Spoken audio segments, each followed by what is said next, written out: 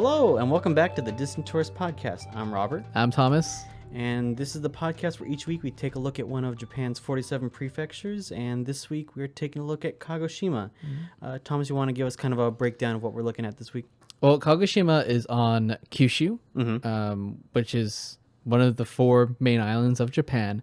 It is the bottom leftmost island. Southwest? Yeah. Southwest. Whatever. I always think about bottom left. You're good. But it's at the, and also Kagoshima is also at the very bottom of that island as well. So it also encapsulates a lot of the smaller islands, which actually you're probably going to be talking about more. I'm going to be talking more about the mainland. But probably the biggest thing about Kagoshima is the volcano. There is still a very active volcano there called Sakurajima. It's very photogenic too.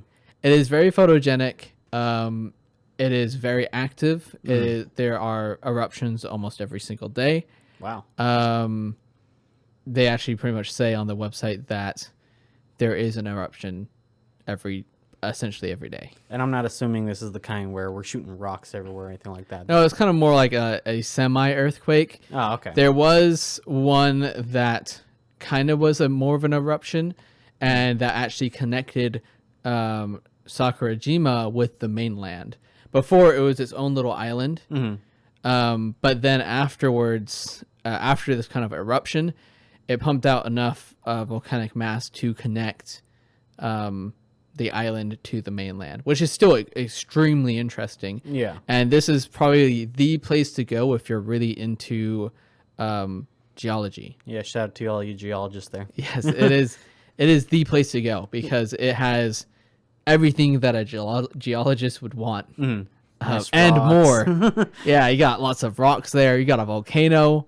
I think they said you can find fossils too. I kind of found some about that, but I don't. Somewhat. There's but I think the biggest thing is the volcano, and then also if you're able to really look at the land and look at like the volcanic layers and things like that about the island and kind of the history of the area. Yeah. Which is still thoroughly interesting. Also, there is tips for traveling there, which is on their Kagoshima's website. And I do have to say a big shout out to the Kagoshima website because it is extremely well done. I'm going to put a link to it in the description in the podcast and on the YouTube. It is extremely well done. It has every single site and destination that you could possibly go to. It has been the best traveling website I have seen ever, in my opinion.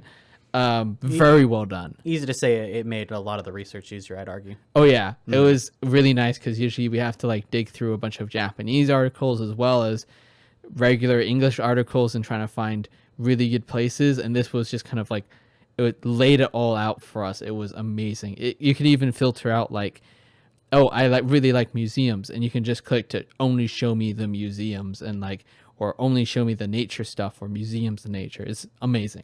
But anyway. So, all right. So setting the scene. We've got the website out of the way. Yes. You've focused on the mainland. What are we looking at? Well, I do definitely want to touch on the tips about traveling to the volcano. Oh, sorry. Excuse me. Yeah. I got ahead of myself. Getting a little bit too ahead of there. I'm excited, man. There's good stuff here. There is. I'm actually really excited for this. But I read these tips. I thought they were kind of funny, but actually very important. Yeah. Tip number 1. Okay. Don't rush to escape when there's an eruption. That's actually a very good tip.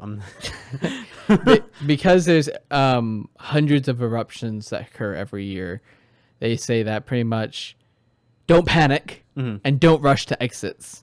Because So is this like a tourist kind of problem where do you know if like I think it's a tourist thing because if you live in the area, like even if you just live in Kagoshima prefecture, you would definitely feel some sort of tremor from the volcano. You would definitely feel more so on the actual volcano island itself, but you know, you're around an active volcano you're probably going to feel something. Yeah.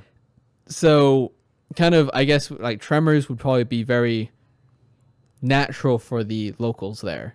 Then there's the next tip, which is don't worry about large eruptions. The fact that there's a specification for that begs a lot of questions, but I'll trust it. It says here there will be warning signs from a few months at least before a devastating eruption would happen, so they will let you know accordingly. But if you feel a large eruption, don't worry about it. It's okay. There's smoke that comes out of the island 24/7. Don't worry.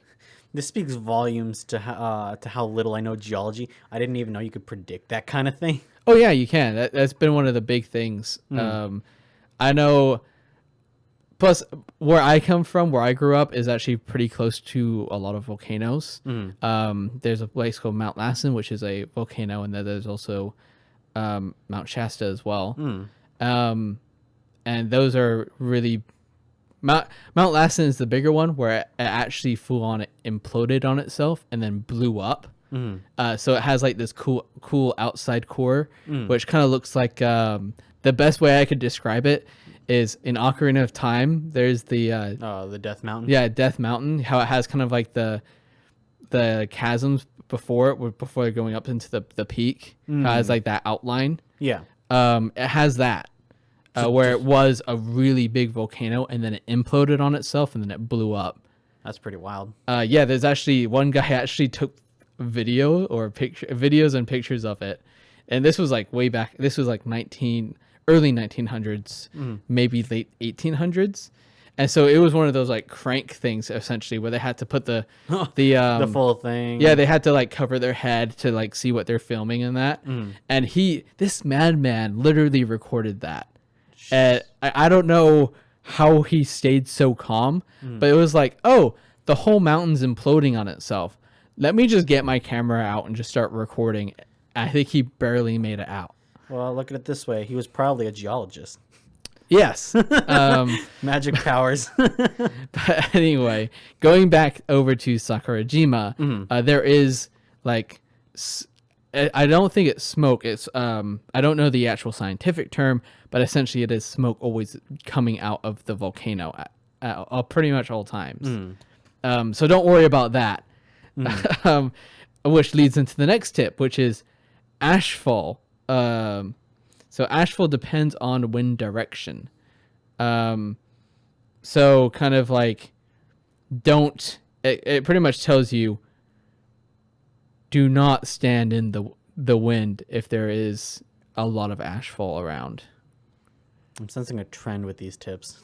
Yes. Also, the next thing is most locals don't wear masks. This is pre-COVID, by the way. Okay. This is pre-COVID.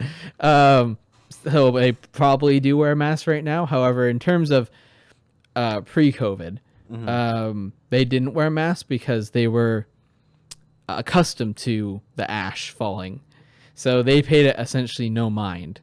I need health journals to back that up. I'm gonna wear a mask if I'm there.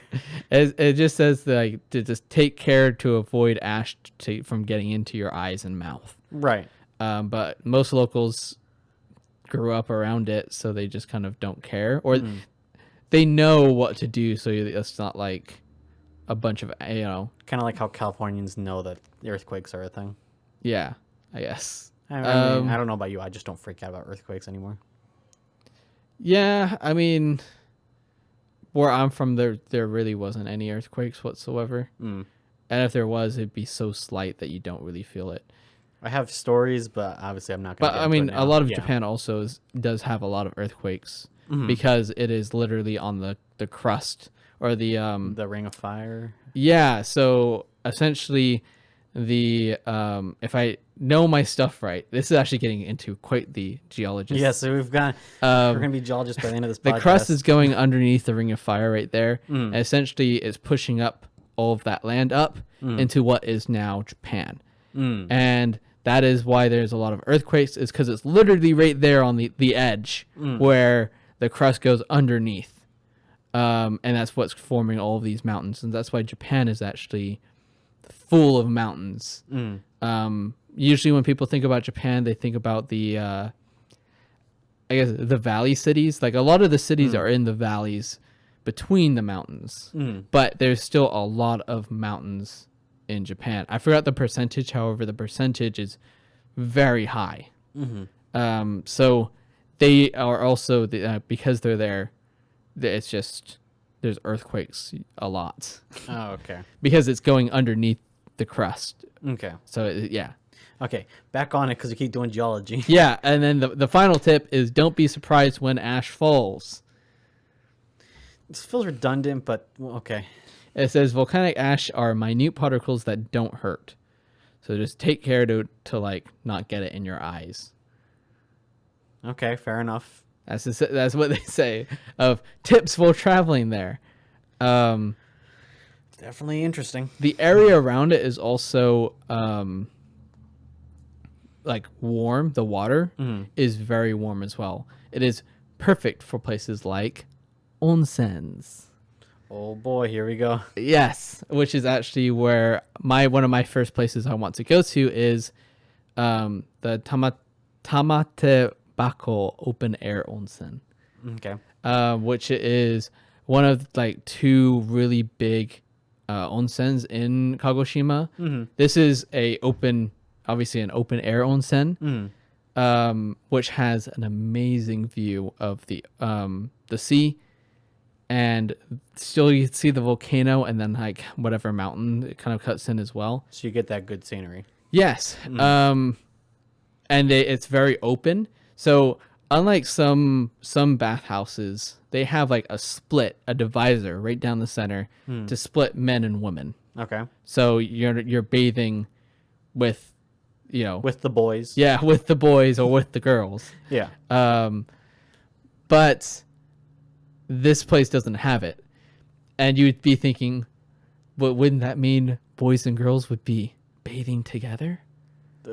Which is, no, actually not. Okay. What they do is they alternate days. So at this place, it is a Western style bath. So they are open. Women have even number days. So like the 2nd, the 4th, the 6th, 8th, 10th, so on. So on and so forth. And then the men have the odd number days. 1st, 3rd, 5th, that kind of thing? Yes. Okay. A Japanese style onsen is actually the opposite, where women are on the odd number days and men are on the even. But because this is a Western style, it is flipped. What distinguishes it as Western? Whether or not they want to say that they're Western, I think. I'm not entirely sure. However, I think the big difference is what like essentially how they want to classify themselves as. So it's up to their discretion. Yes. Okay. I believe so. All right. I could be totally wrong though. I'm not entirely sure, but I believe it is. I'm pretty sure there probably is like some sort of like small difference between the two, other than different days. But yeah, you go outside and you can see also Mount Takayama as well. You can see pretty much a lot of peaks of other mountains, along with the volcano and the sea as well. So there's a lot of opportunity to get a lot of scenery at once. Oh yeah, it's very open as well. One thing I definitely noticed while looking at pictures, it is you get in the bath and you can see all of that stuff. It'd be a massive panoramic essentially. And so I have never been in an outdoor bath before, so this is the number one thing that I'd want to do in terms of an outdoor bath. I mean, I have been in one. I guess this would qualify as a quote unquote Western bath because near where I lived there, they had hot springs like that. And I went one time, and in our case, there was like no view whatsoever. Like they closed off everything to like separate pools. Open air bath to everything. People, you have your party, you just go in. I'd kill for that view though, for that kind of bath, because like the bath was relaxing, but like just kind of sitting there with not much to look at or do. So there is also sand baths you can do. And like I'm being entombed in sand with my head out. It's essentially that, yes. They are steam sand baths. And so what these are all throughout the kind of coastline of right there on the Kagoshima. The southern coast, I'm assuming. Yes. Okay. So what it does is because it's such a volcanic area and because there's always, I guess, hot water underneath everything, and it's just so active. What it happens is it warms up the sand and it brings it a lot of moisture. So what they do is you get a yukata first off. So you pay your money, get a yukata. You put on the yukata. I know, big shocker. And then what you do is you pretty much go over to the area and they bury you in the sand. With the yukata on? Yes, you leave the yukata on. It is considered a mixed bath because you're not really naked at all. Yeah. You have a yukata on. However, because it's sand, it is heavy and it is still very warm. So what happens is you pretty much lay there until you start sweating. And then you get out of the sand and you wash yourself off. You pretty much go take a shower afterwards and then hydrate and relax. So it's kind of like an outdoor sauna, like a personal sauna almost. Kind of, but not quite, because the weight of the sand is a big thing. So it's supposed to help with blood circulation. That's been one of the big things. Apparently, the onsen here in Kagoshima are extremely. They have a lot of health benefits to them. Okay. Like the outdoor one, if you have a lot of muscle pains and stuff like that, there's special chemicals in the water that are natural in the water that help with it, that relieve like muscle pain and things like that.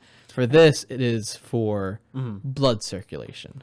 That's interesting because you'd assume extra pressure would start restricting blood circulation, but I feel like that'd be something I definitely want to check out for myself. Yeah.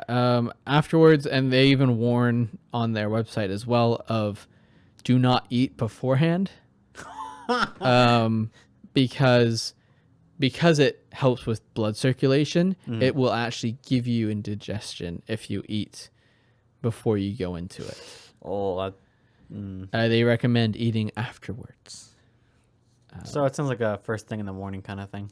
Kind of, or I mean, it could be any time during the day. What I've noticed is there's ones that are right on the ocean, so you can listen to the ocean while you're there. And what they do is they cover you completely in sand except for your head. So from like the neck down, they cover you. And so all that's sticking out is your head. And on sunny days, if you're on the beach, they actually give you a little umbrella that they put right by your head that protects you from the sun. That sounds pretty nice. Just listen to the ocean. Got my nice umbrella covering me. It actually does sound relaxing. Yeah, and then that's pretty much what you do for the baths. Is you just kind of lay there covered in sand. I mean, even as a kid, I'd wanted to do something like this. You know, you always think about, I want to get buried in the sand, and then this. I mean, it's like in movies all the time, so it's like you can't help but be curious. But this is a more relaxing way. This isn't just buried in dry sand and then you can't get out. This is like they take their time. There's an attendant there that makes sure that you are covered in sand, and if you're feeling any kind of discomfort or like if you're like, man, this feels loose over here, I don't think I have enough sand on my right arm or something, you can tell them and they'll add more sand to it. Very meticulous. Yes. They also recommend if you bring a cell phone or something like that, put it in a plastic bag and set it off to the side or something like that, because sand's gonna get in. Yeah, exactly. If you just put your phone in the yukata and then lay down, first off, the steam, that alone would ruin your phone. Bye phone. Yes. So yeah, that is the onsen type thing. There's another few more inwards, deeper inland, but those were the two I really want to do.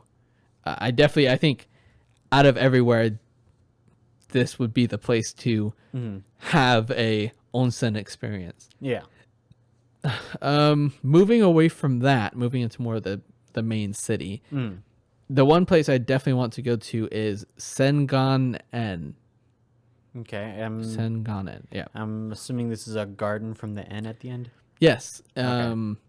You're completely right. It is a Hey. Japanese style garden, which actually was actually built in 1658. Oh. Yes, by the Shimazu clan, Okay. which was the people that were in charge of the prefecture.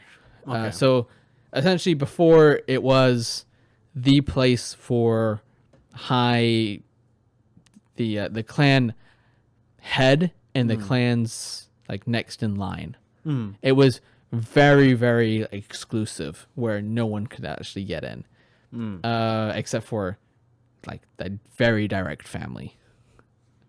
So 'Cause it was very much the like kind of recluse. This is like our domain. yes, there was even a house there, kind of that was meant just for them.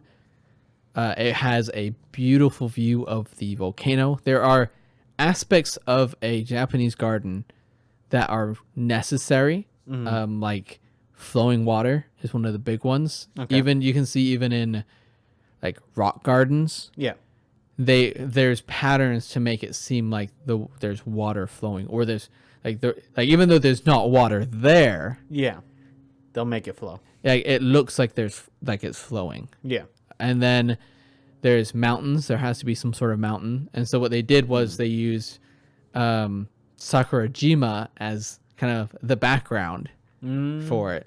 They really planned out the whole area very well, and playing very well with their surroundings. I respect that because I mean, if you're gonna do it, you might as well do it right. Yes, and the other thing that is really nice about this place is hiking. Oh, here we go. It has some really good mountain hiking trails, like nice bamboo groves. They also have, like they say, mysterious shrines across the area. Yes, exactly. But the one thing that I thought was like to the extreme interesting was just how they use the area to their advantage, and then the lanterns as well. I find those to be very interesting because those are made out of stone. The lanterns. And Lanterns are usually tend to be made out of stone in more traditional style way. For example, in Japanese gardens, you'll usually see stone lanterns, and what they do is it'll have a hole, and then they have to put a candle or something inside, and then they have to put a traditional paper over the hole. Interesting. Yeah, I think that's very interesting. Yeah. And very versatile and very usable too. And it brings another different kind of aesthetic, because usually if you have a wooden lantern, eventually it's going to break down. And eventually it's going to, it's just going to break. It's wood. Yeah. You know, it'll deteriorate. It decays and so Yes. on. Yeah. But stone, Stone lasts longer. yeah, stone is stone. That is my geology statement for this area. Stone is stone until water says no. Yes. But I think is really interesting is how they carve it, because the amount of like technique that must go into that, you would have to find a big boulder for it, and then work your way into carving it, and then making sure it's absolutely perfect, and then also making the holes without breaking the stone. Yeah, you crack it and that's all done. Yeah, if you crack it, you have to start from scratch. And depending on how thick that rock is, oh man. Oh. Yes, there's other things here too that they use a lot of rocks for. There is a rock that is supposed to look like a turtle, Cool. and then there's also a rock that's supposed to look like a crane. For more traditional culture that I think Japanese really took from China as well, is the symbol or the symbology of a crane and a turtle. They represent longevity, like long life. Okay. So there's kind of almost a theme kind of going on through here. So anytime you see kind of a crane or a turtle, that usually symbolizes long life. Okay. So, you know, maybe that might open up some different things if you've been to any other kind of temple or anything like that. There's another big Japanese temple in a different prefecture that has a phoenix, a phoenix / crane as a symbol for like long life of the area. That'll definitely be interesting to get to. Yes. So this one actually recently, another reason why we both really wanted to do this prefecture is recently we had I wouldn't call it a school trip. However, it was a virtual tour of Kagoshima where we actually got to see this area. I thought that was really interesting. And the person mentioned that during this time, actually this month, they're doing a festival. Oh. Kind of festival. So what it is a drinking party, essentially, what he was describing. Go on. He said it was, what they do is if there's a little tiny river and you sit on a mat. Oh, okay. Yeah. And they put something at the top of the river and then let it go and it'll float down to the bottom of the river. Yeah. Or to a point on the river. And they have until that point to write a haiku. Oh, yeah, writing challenge, yeah. Yeah, that's pretty much what it is. And so what they do is they just sit there and drink sake and write haikus, and then that's it. That sounds very, very...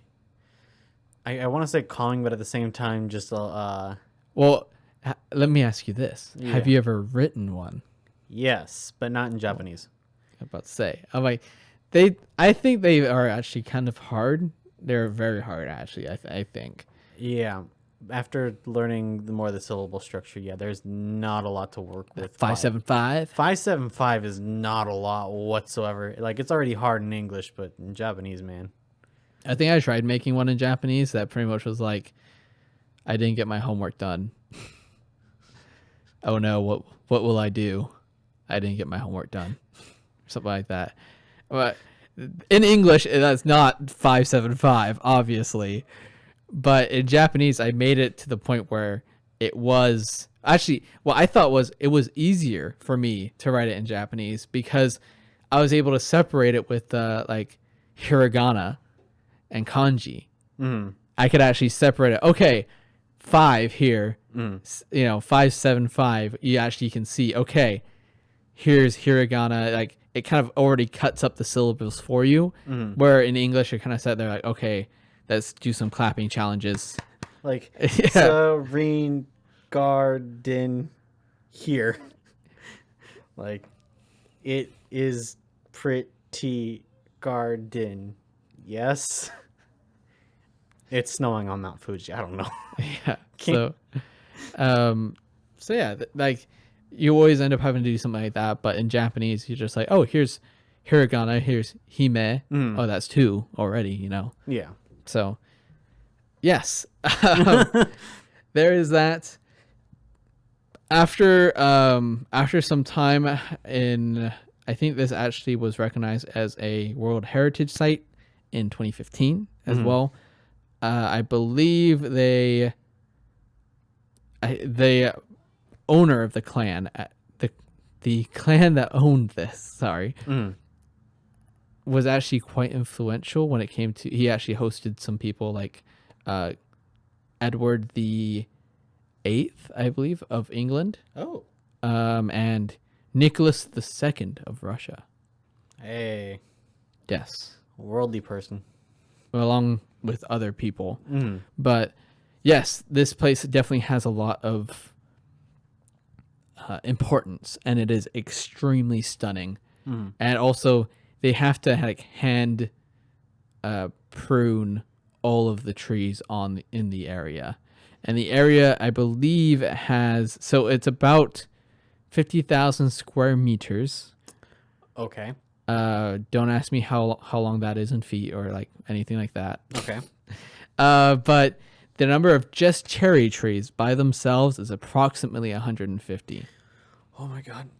And it has to be constantly maintained throughout the year. I'm assuming you've got a good team for that because no one man could probably do it. No, they have a team. Okay. From what the person was describing from the tour was that they have one really big day out of the year where they just do a big overhaul where they're like, all right, boys, buckle up. Let's get it. And then after that is just trying to maintain that. And then to the next day and repeat the process. And then the next year they will repeat the process and so on and so forth. But it does look very, very pristine, very perfect trees, I guess you could say. So yes. Very deliberate, I'd imagine. Yeah. Yes. The only other thing that I thought was really interesting about the mainland was there's Ogawa Falls, which is more of my hiking thing, which is a amazingly beautiful falls that has a big rock or it's kind of almost like a cliff, but it's really small, and it is just absolutely stunning, and it has this beautiful trail that goes around it that is just amazing throughout the year. Get you that 360 view. Yeah, it'll give you that. I guess if you're really into hiking like me, that would probably be one of the places to go, other than the garden, because the garden would just be amazing for hiking. Anyway, away from the mainland, what did you find for the smaller islands? Yeah, so I focused most of when I went in to do research this time, I didn't have much of a direction. And then I looked into the Amami Islands. I'm like, oh, I can probably do like a point of Umami. Amami. Oh. Amami. But that being said, like I thought like, oh, I'll just do like maybe 1 or 2 points. It's probably just like some small amount of islands, not much going on there. Like, oh, it's probably 1 or 2 things. And that was only partially true, because like on each of the islands there's very much like its own thing going on. Like, of course, like as you might imagine with islands that are like on the southern part of Japan heading towards Okinawa, it's very tropical. Like, yes, good snorkeling, good water sports, like pretty much year round, as I understand it. How big are they though? Like, are they really big islands, or are they pretty small? For the most part, they're pretty small. Like the one, the largest one, Amami Oshima Island, is not even like bigger than some of the large islands that are like right off the coast of Kagom. My God, I cannot do words right now. Kagoshima prefecture. Like there are like a couple large islands before you get to the Amami Islands. I think that's like not even like half the size of one of those. Oh wow. Yeah, and then they just proceed to get smaller as you like get south towards just Okinawa. big enough to put a house on. A little bigger than that, but well, there's one place where that might be true, but I'll get there when I get there on that one. Okay. But yeah, so they're part of what's called like the Ryukyu island chain, which is like the archipelago that makes up like the southern islands of Japan. Okay. Leading up to Okinawa. Okinawa being part of that chain. But yeah, as you might imagine, a lot of beaches, excellent diving, snorkeling, water sport opportunities. It's got it on lock. You're mostly in the water. Yeah. Essentially, if you're going to these islands, you're gonna be in the water. Yeah, at least in some form. So, that being said, I just assumed going in, it was like, oh, it's a water sport place, or water activity territory. And then I started like looking closer here and there, and like I started finding little bits here. Like, for example, they have a special type of Japanese liquor called kokuto shochu, which is like it's not the same as sake. Okay. It's made differently. It's closer to the processing of like a whiskey or like your regular hard liquor. Oh, okay. Like while sake is like closer to beer in the way that it's produced, as much as people call it rice wine. But yeah, typically shochu is made with like sweet potatoes, rice, barley, or buckwheat. But the special thing about the kokuto shochu is that it's made with sugarcane. And along with that, apparently like the islands, I think they have like 2,000 different brands of shochu that they just produce at the distilleries. Oh. Yeah. It must be a little bit sweet though if they're using sugarcane, right? I'm assuming so. Like I couldn't get much on the discernible Taste. flavor palette. Yeah, because like it was like, oh, which one are you talking about? This one has like a slightly like umami taste. I'm like, I don't. Is that from the specific one, or is this like a sub brand of a sub brand? I couldn't tell. Things to try when I get there. If anyone wants to send us those, I won't say no. Right. But yeah, as kind of mentioned earlier, the largest one is the Amami Oshima Island, and apparently there they on the islands they have this specific type of silk known as Oshima Tsumugi silk, and apparently it's like a very fine type of silk that they use to produce Oh, their own type of kimonos that they uh, um, like produce there and must craft be there. expensive though. I would imagine if you're like, yes, I am from a very small island where we produce only the finest silks that we can get on this one island, and you can only have this one kind of kimono from this island. After seeing the prices for like base kimonos, I didn't check the price, but I shiver to think about like the price that is attached to even just one kimono. If you run into a authentically silk kimono, definitely get something like that. If it's like really cheap, It probably won't be but though. the thing is, yeah. But also, from what I've understood, Mm-hmm. from a lot of people that I've known that have, I had a Japanese teacher that actually owned a very proper silk kimono, and she said that she doesn't touch it because she's so scared of damaging it because Yeah. you can't wash it normally. You can't have like any kind of chemicals or anything whatsoever. And how you wash it is extremely like a very certain way that you have to wash it, and it has to be by hand with certain equipment, and you can't have like certain chemicals in it because it is proper silk. And yes, if you get a single stain on it, it's done. It's going to be there forever. Oh, the dollar bills. I'm just imagining. Yes, it was like if you have one, it's very like a family heirloom. You do not like people do not take that out. You do not wear that unless you want to like show off for an extremely formal occasion. And at that point, you're making sure you're not getting near anything that could stain it. Yes, at that point it is. I think at that point it would be like a big event where there's security to make sure that you don't spill it. We got a red alert. They got a kimono. They I got a know kimono. that there's a few events in Japan. I think there's, I could be wrong, but I believe there's like a doll festival or a doll event where a woman dresses up in a kimono that pretty much makes her look like a beautiful doll. That's kind of the goal. And she can't drink or eat anything while wearing the kimono. Oh my god. Oh man, that is just stressful. And she has to strenuous. walk, I believe, a pretty good distance in the kimono. Oh my god. Or maybe not walk, but she at least is on one of the things out in the sun. So you would imagine that it would be very hot, and then also, yeah, it is very wearing a kimono. Nowadays, if you get ones that have, there's ones that have polyester, and there's less formal ones, things That that you don't are, have to freak out about. yeah, that you don't have to freak out about or anything like that. So there's those kimonos that usually if you go to a kimono rental, they'll give you those. Those Yeah. are the ones that you'll rent. Then there is the extremely posh ones that are almost national treasures.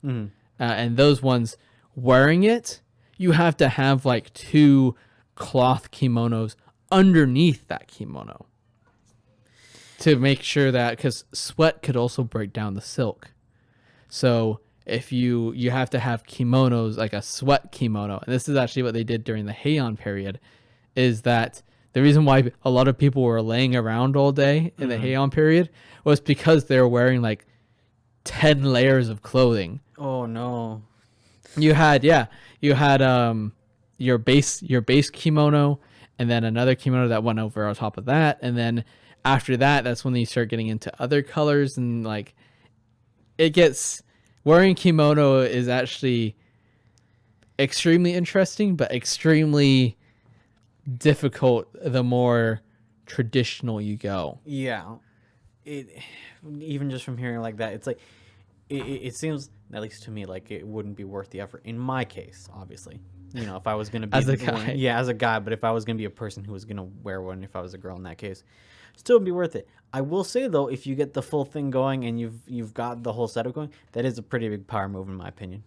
I think just like even having one Mm-hmm. is such a power move. It Yeah. is just having one is huge. Mm-hmm. Like if you're able to say I have a traditional silk kimono at home, Mm-hmm. that is just insane. And that's also kind of why I believe they have kimono racks Mm. where sometimes they might display it Mm. because you can't really do too much else with it.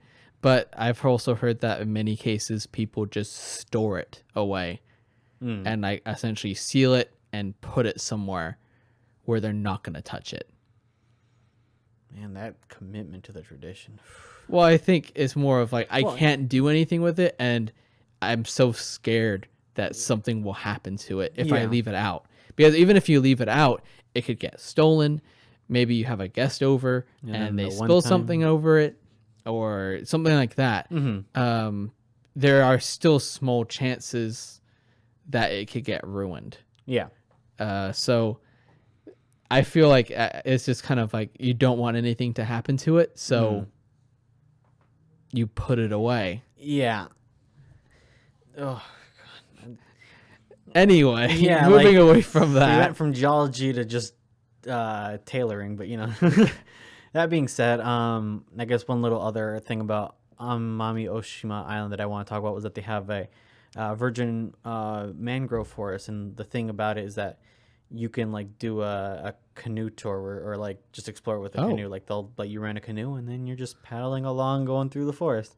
Nice. Yeah, so I was like, not like the big thing, but I was just like, I can't like not talk about it because it's just like, That sounds really good. Yeah. Definitely up my alley because I think even the episode with Totori, you're kind of doing the same thing but on the ocean. yeah. Oh. No, it's definitely one of those things where I don't have experience canoeing, but like if I was, this would probably be the setting that I would. So that was definitely the sort of section that I would I guess almost consider it sort of my random choice if I was on Amami Oshima Island. But moving south of there, I went. There is now Tokunoshima Island. Well, it's Tokunoshima or Tokuno Island, but either way. So I'm actually gonna make a callback to one of our early episodes because when we did the redux of our Ehime episode, I talked about Togi Bullfighting. And so it actually originates in Okinawa, but what I want to explain here on this episode is like the sort of culture around it because it's a very unique culture here on this island. So the bullfighting The is bulls don't fight. yeah. Well, they do. The bulls do fight, but they don't. They drink tea. And they ask about the day. And that is the I mean, there's kind of something like that involved with the process. Oh, okay. Well, I'll get to that one. To quickly give a quick recap for people who might not have seen the episode. Thing with bullfighting in Japan versus bullfighting in like Spain is that it's not a matador fighting a bull. It's two bulls fighting each other, and they're kind of like advised by their handlers, known as what's the term, seko. So like they kind of direct the bulls and give the strategies, and that's kind of how the fight happens. It's more of a endurance battle, and less of a I'm going to maim or hurt the other bull kind of thing. And then the bull freaks out when it loses. And And then- then you have to risk your life to not get trampled and calm him Yeah. down. As I understand it, they have better control here at this one from what I've read. But yeah, they have like I believe over 100 matches a year, mostly in Oh, wow. January, May, and October.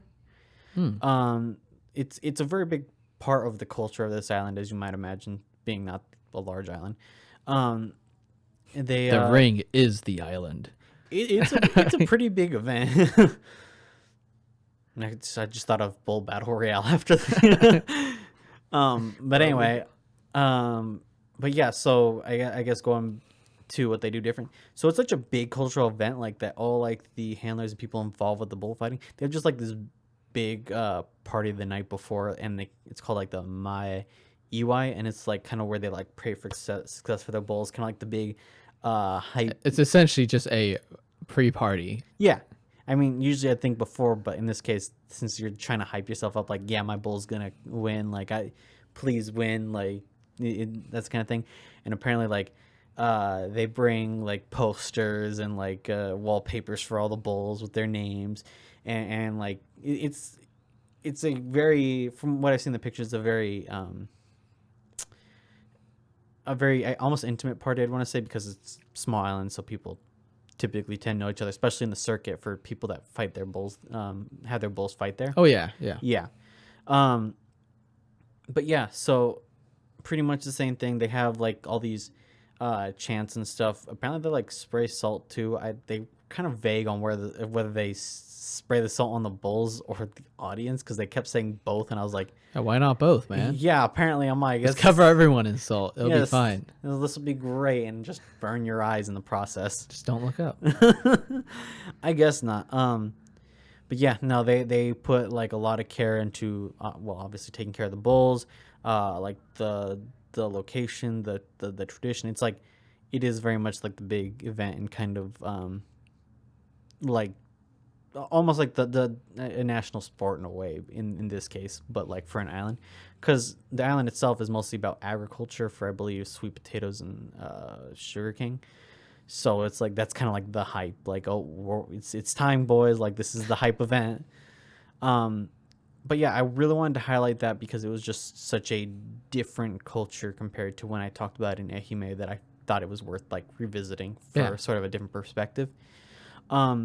But moving on to Okino Erabu Island, this one I didn't have much to talk about, but one thing I definitely wanted to point out was that they have over 300 limestone caves on the island.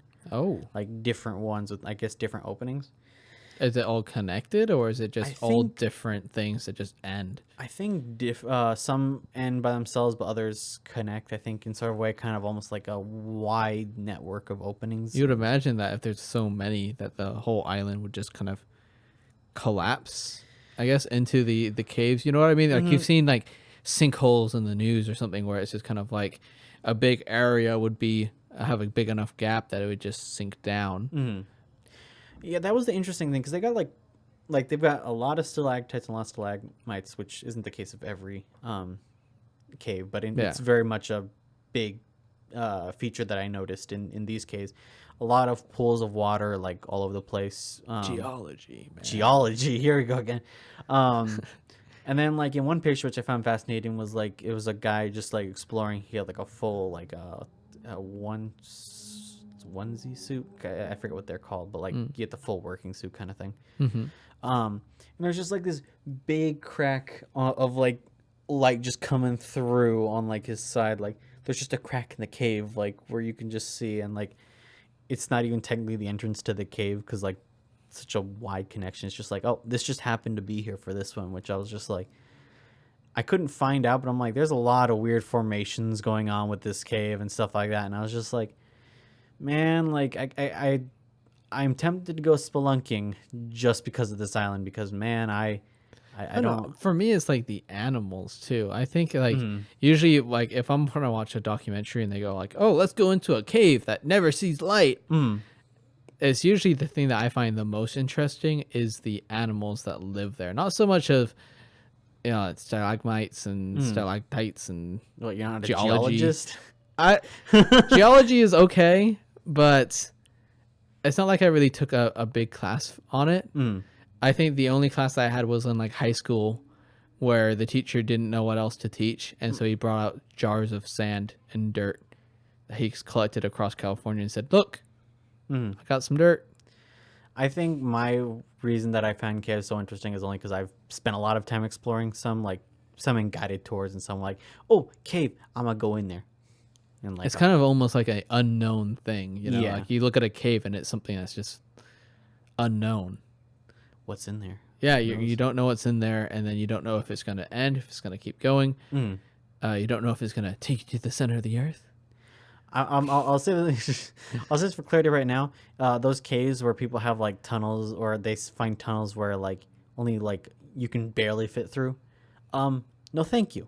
I will not like try and squeeze in. Yeah, you're like I'm not really claustrophobic, but when I look at caves like that where you are like squeezing through a crack, Yeah, I'm like, that's not No. Well, especially you hear stories of people like getting stuck in those, and then like Yes. the either you die from like being stuck there, or maybe this is better or worse, still terrible, but like sometimes you're in a cave where you can only pass through in low tide, and the tide rises, and congratulations, you're stuck and you drown. Like I've heard stories, and like, no, I will not do this. That's where I draw a line. I love cave exploring. I'm not gonna try and force my way through there. And that's my little rant for cave for spelunking. But yeah, last island I wanted to talk about was Yoronjima, or Yoron Island. So kind of going back to how you were saying about how they're like just small little islands, like fit one house. There's actually a island called well, I say island with heavy quotes because it's called Yurigahama Beach, and it's basically like this really small island that'll only appear when the tide is low. Nice.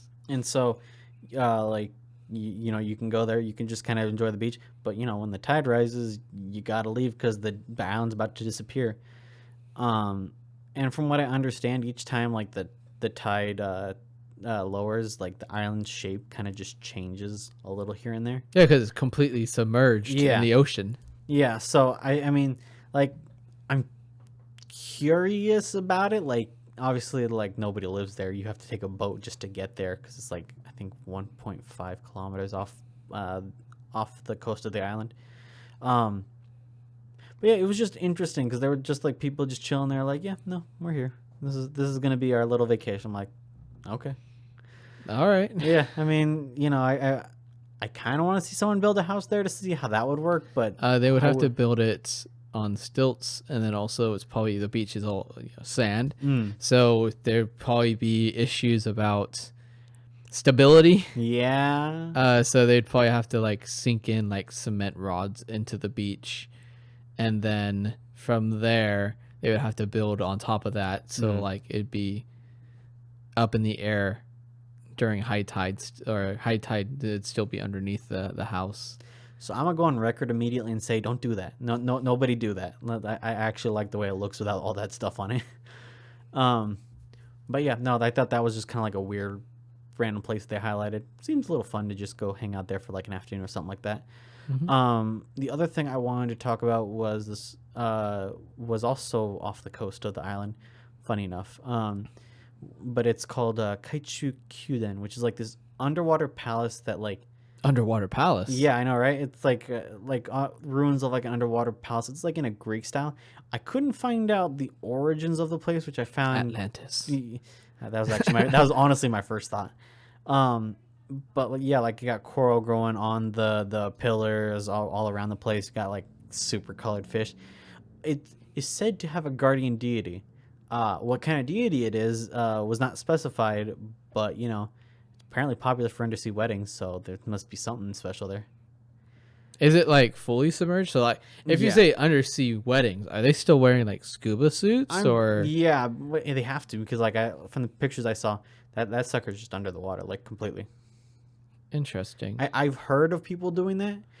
I imagine it's more of an extravagant, I guess, wedding idea because I imagine there's a lot of logistics to just facilitating that. Don't have much experience in that, obviously, but I mean, I guess it makes for a unique wedding. You know? Yeah, but I don't know. I'm not a big fan of like being underwater for extended amount of time. So imagining, I don't know. It's just not for me. No, you're good. I doubt it would be for everybody, especially because like as much as I think the idea is cool, I could definitely see how like, oh, congratulations, the one of the valves is like broken, so congratulations, gotta get out of the water real quick without depressurizing. My big thing is depressurizing. Yes, my big thing is that scares me about scuba diving isn't so much about losing oxygen. That is scary, yes. Yeah. Or fish or sharks or whatever attacking you. That is scary. But it is I believe it's seasickness or that they call it, or it's like a pressurizing sickness, something like that. Yes. So what happens is if you go from a super high pressure up to low pressure too quickly, you essentially get air into your bloodstream and you die. And that is my big fear about scuba diving. Isn't the fact of fish could come out of nowhere and just like bump me and like something could happen, or me running low on oxygen, which pretty sure if you just monitor your oxygen, you're good. They have monitors built in, so you could say. But it is the altitude, the depth. If I just kind of panic and try to go straight up, goodbye. Yeah, or stuff like that. It's just kind of like that is the thing that scares me about scuba diving. Not so much of running out of, I guess, air or surroundings. It is coming up that actually scares me. Not so much of going down, but it is the coming up. Yeah, I've heard horror stories about that. I'd still try it, but I'm very skeptical. I would have to have a master that has done it many times and knows how everything works. You could probably just ask a local in that case. Yes and no. I mean, I don't know, man. If you're going to be able to facilitate an undersea wedding, you'd have to imagine somebody's there to like... I'm pretty sure there'd be specialists that are there monitoring you just in case. I mean, besides, you kind of need a witness anyway, so... Congratulations, specialist. You're the witness. You're the witness for my wedding. But yeah, is there any other places moving away from scuba? More like a little tidbit I kind of wanted to end on for Yoronjima, and apparently like its sister city is Mykonos in Greece. So like they have some buildings that are in like a more modern Greek style, which I found really cool. Like I didn't have much to comment on it, but I just thought the architecture was a little interesting. So it's like if you're there, I'd definitely give it a look. Is it like borrowed architecture from Greece? I think so. It's like more to like almost like I guess a way to show almost like a bond, kind of similar to how what is it? Matsuyama's the sister city for Sacramento, I believe. Yeah, I guess in some ways similar to that, but maybe a little more. I guess trying to show. I don't know what the word. I don't want to say reverence, but respect, I guess, for the for their sister city. But yeah, that was just a little tidbit I picked up on. Thought it was just an interesting thing to take on a little side tangent if you're just already in the area. But yeah, that ends my real talks about the Amami Islands. I think if we're gonna get into our wild cards, I think in this case I should probably start with mine. Yeah. So yeah, since we were talking about the presentation that we had watched earlier, I had decided to one of the sections they talked about green tea, one of the producers of green tea, and like the process they go into making it, and I was like, okay, well, let's take a look at it. Surprisingly not very easy to just like find in many of the other things. I had to specifically look for Kagoshima tea. And so this is less of a I guess less of a place and more of like just a quick little story I kind of wanted to bring up about just like the green tea kind of culture that's building there. Okay. So for perspective, Kagoshima is the second largest producer of green tea behind Shizuoka Prefecture. Oh, okay. That means that or currently Kagoshima produces about 26% of Japan's green tea, and Shizuoka is currently producing 45%. Whoa. Yeah. So I definitely want to follow up on that when we get there, but you know, that is a lot of tea. Yeah.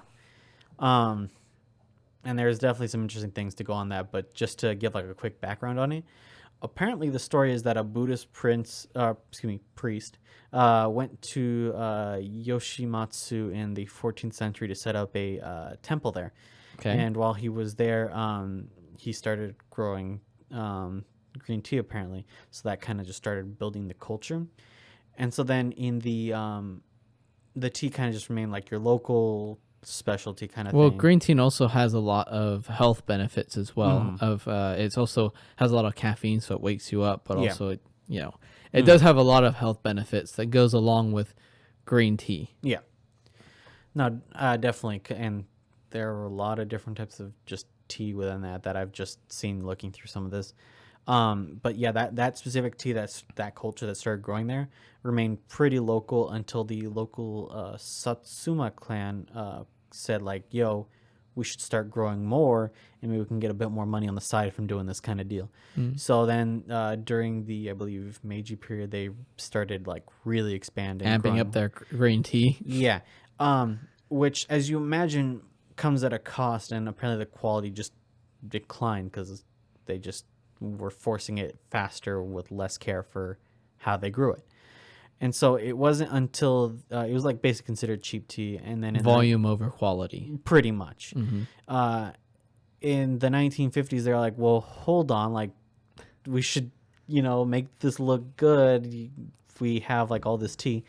So then they and apparently in the 1950s, they had some apprentice tea farmers go to Shizuoka Prefecture, and then apparently just studied there, trained there, and then they came back and like, all right, we've got new techniques. Let's start, making our tea. Let's get it. Yeah, let's get that. And so they started improving the quality, and at this point, Kagoshima's tea was it was still considered lesser than, so it was being put in a lot of blended teas, because it's like, we can mix it with like finer ingredients, and it's good, close enough. They probably won't be able to tell the difference. But then the 1980s, the Kagoshima prefecture government was like, yo, we got to push even harder. So apparently they had like even further beyond. Yeah. We must get greener. We must have more tea.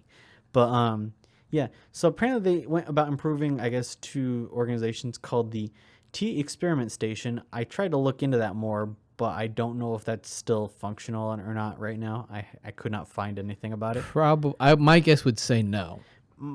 My current, here, I'm gonna finish this point. They also, the other organization was the Tea Growers Association. My current theory is that they probably combined the two organizations into probably one that's probably central to the tea growing culture within Kagoshima. But yeah, like currently the tea is like become more popular. They are very particular about how they grow it.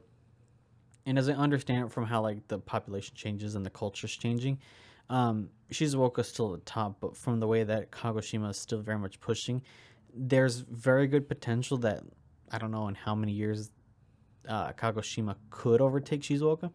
Don't know how viable that is, but from what I was reading from the articles, they were very adamant about like, yo, we can keep pushing further, we can keep improving. So I just thought that was definitely an interesting story, that it's like, oh, we had this really good thing, we kind of let it decline, let's make it great again, and then let's push even further beyond that. And that's pretty much the story that I had. I just thought it was kind of an interesting little story about something that I did not find in any of the normal sites that I kind of sort of browsed to look through, and this time, since I took like sort of an out of the way kind of look, I found something much more in depth than I was expecting. Like even just the amount of different teas that I could find, like just in shopping. Yeah, there's actually there is the way of the tea. So a lot of there are tea ceremonies in Japan, which are a huge part of the Japanese culture and tradition, where that's the whole thing where you'd see there's even tea houses where you see a traditional tea house. Yeah. That's where those were. And it was made by Sen something. I forgot his last name. However, he was considered the tea master, and he had a few apprentices that learned the way of tea. Could make a good movie about that, honestly. They essentially what it was is those apprentices got their like you went to school like how we're going to school for our bachelor's degrees. They would go to school for their master degree in tea. So yeah, you kind of like in a sense got certified. Yes, you actually have to get fully certified by a certain branch in Japan that actually, luckily enough, Sac States has like their tea master there is qualified, has been taking the test, and she's fully certified in tea making. She is a actual tea master, which not that many people can do, let alone American people. Yeah. Usually it is very much kept in a very traditional Japanese family. So this, it's still very interesting, and she's teaching new people the way of tea. And so there are many different kinds of tea during teas. There are ceremonies that are very, like, you have to do certain things, which I might cover more into another one because I do know a lot about this. So yes, Definitely an avenue to explore. in short, there is a lot of different kinds of, not just green tea, but tea in general. You can definitely see that by going into a store and just going down the tea aisle and being like, wow. Yeah, no, if you go to the tea aisle, it's like, well, we got sleepy time tea, Earl Grey. We got like, oh my God, Chamomile? chamomile. Thank you. Yes. And I'm just like, I don't know what half these names mean, but they're certainly tea. Yes. But yeah, green tea, there's different ways of preparing it as well. There's powdered, which actually a lot of, like, if you go to like Starbucks and you get a matcha frappuccino or a matcha flavored thing, they are using a powdered green tea. So yeah, Well, we could go down that rabbit hole, but we should probably steer. I know you definitely wanted to handle this last point. Yes. Yeah. So I was going to take a bit more of a serious, I guess, site. This place is the Chiron Peace Museum. Okay. This is a really big thing for Kagoshima. Essentially this is a museum dedicated for the kamikaze pilots during World War II. This is a very, I guess, it is a very serious place. It's full of extreme history, and it's very, I kind of wanted to say sad. It is sad, however, it's also very much eye-opening because they also have lots of letters. This was the base that they were stationed at before they would fly off. So I imagine a lot of last statements and stuff like that. So yes, exactly. This place has this museum has many letters. It has a whole bunch of letters written by pilots before they went off towards they made letters for their families. Okay. I didn't find any, but they are very much moving. When we did the virtual tour, the person read out a few of them, and it's just the few that he read was enough to move people. So yes, this place is very much dedicated for those kamikaze pilots. It has photographs. It has the actual planes. So if you're really much into planes, it has actual planes from World War II. So you can see what it was that they were flying. Yeah. Also their barracks, so you could see they left some examples of like what it would be like. Living conditions, yeah, that sort of thing. But from what I could tell, looking at the area, it's very almost peaceful in a way. It has lots of beautiful big trees, and it is just absolutely breathtaking. And apparently the museum, I've never been there myself. However, a lot of the people that do go say that it was amazing and moving. When I looked online, every single comment I saw about it was just how amazingly moving it was, and how they are extremely happy they went there. And I feel like this is definitely a thing that should not be forgotten. There is also another museum in Hiroshima that covers the atom bomb that we'll talk about when we go there.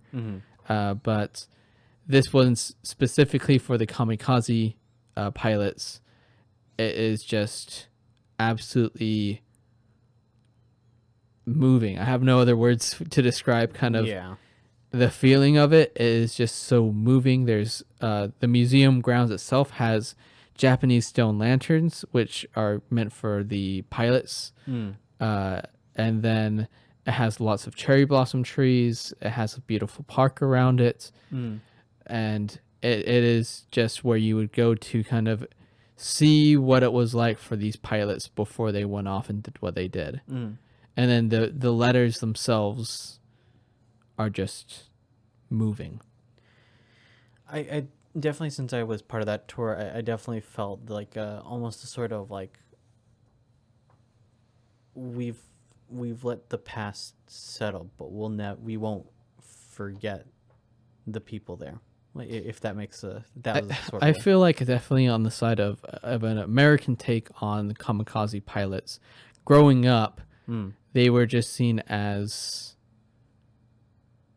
I don't know how else to describe it, like nationalist, but even to a sense where people kind of were like, oh, that's so stupid. Why would you do that? Yeah, it was very much a trivializing thing from what I saw growing up. Yeah, growing up in the history books and stuff like that, it was like this was happening, and people were always asking the question of why.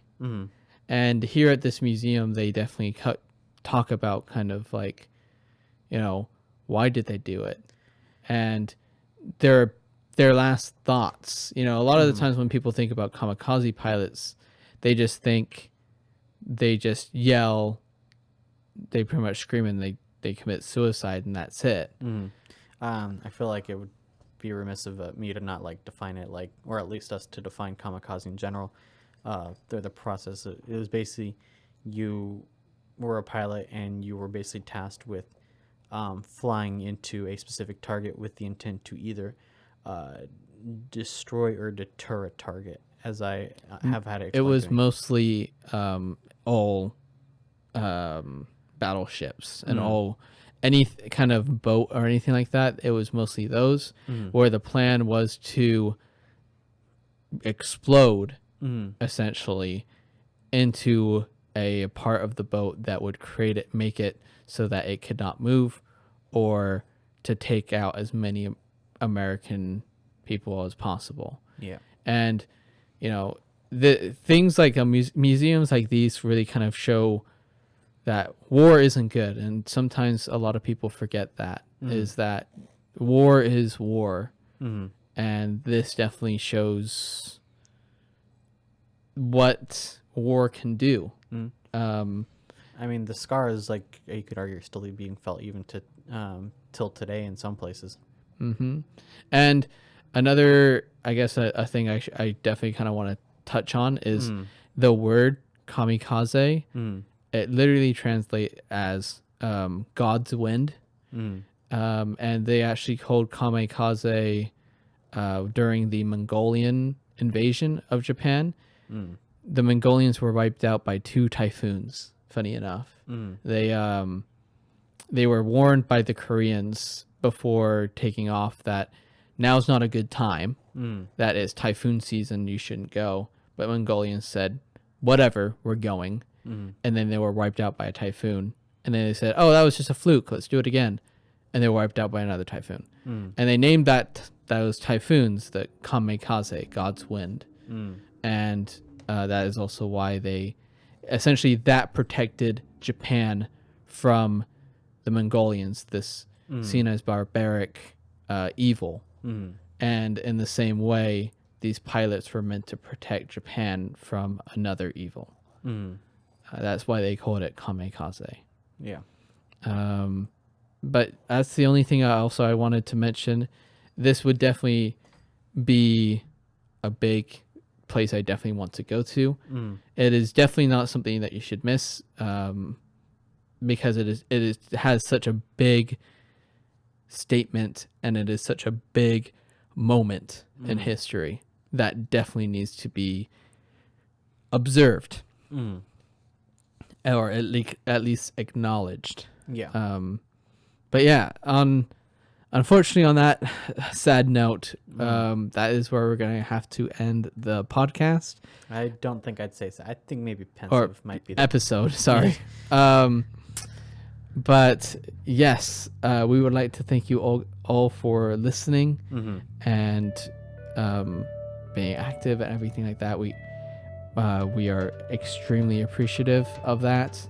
If you guys wanted to give us a follow on Instagram, we definitely post up when our episodes go live. So if you're curious about stuff like that, that is the place to go to, which is Instagram.com, and we are distant_tourists. Yep. And we post on there when we have a new episode. So if you definitely want to drop a follow there, you'll know. Or if you are on the YouTube, you hit subscribe and ring the bell, you'll definitely know when we put things up. But yes, we definitely want to end here. We thank everyone for listening, and hope you guys have a good one. Thank you. Thank you.